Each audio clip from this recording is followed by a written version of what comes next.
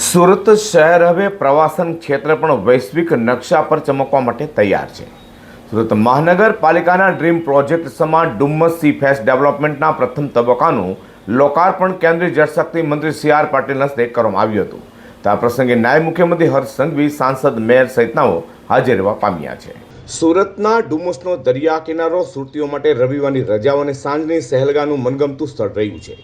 હવે તેને world class look અપાયો છે, કારણ કે સુરત મહાનગરપાલિકા દ્વારા 166 કરોડના અધધ ખર્ચે તૈયાર થયેલા ડુમ્મસ સી ફેઝના ફેઝ 1માં પ્રવાસીઓ માટે આધુનિક વોકવે, બેઠક વ્યવસ્થા, લેન્ડસ્કેપિંગ અને રોશનીનું સુંદર આયોજન કરાયું છે. લોકાર્પણ પ્રસંગે કેન્દ્રીય મંત્રી સી.આર. પાટીલે જણાવ્યું હતું કે એક સમયે અસ્વચ્છ ગણાતું સુરત આજે દેશભરમાં સ્વચ્છતામાં પ્રથમ ક્રમે છે. ડુમ્મસ સી ફેઝ પ્રોજેક્ટ રાજ્યના પ્રવાસન નકશામાં એક નજરાના સમાન છે.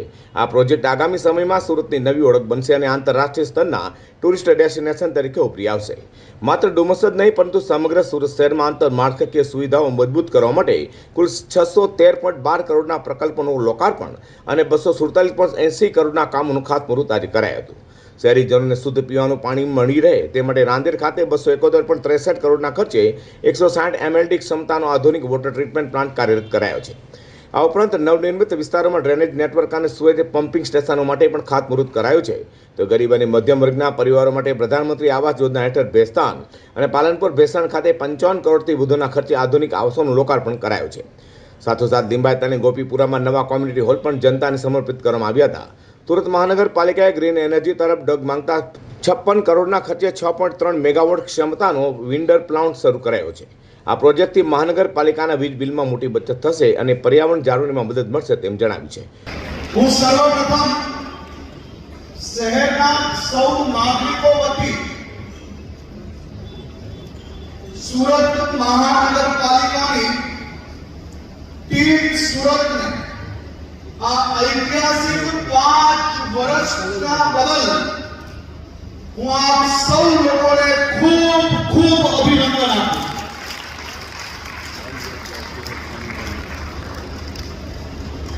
આ 5 વર્ષ સુરત માટે અને સુરતના વિકાસ માટે ઐતિહાસિક રહ્યા છે.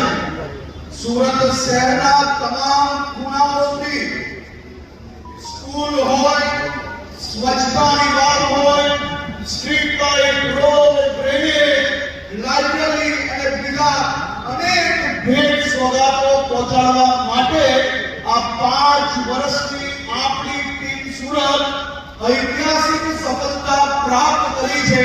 હું મેયર શ્રી, સ્ટેન્ડિંગ કમિટીના ચેરમેન શ્રી, પૂર્વ મેયર શ્રી, પૂર્વ સ્ટેન્ડિંગ કમિટીના ચેરમેન શ્રી અને આ સૌ સાથીઓને સુરતના બધા જ નાગરિકો વતી દિલથી આભાર માનું છું.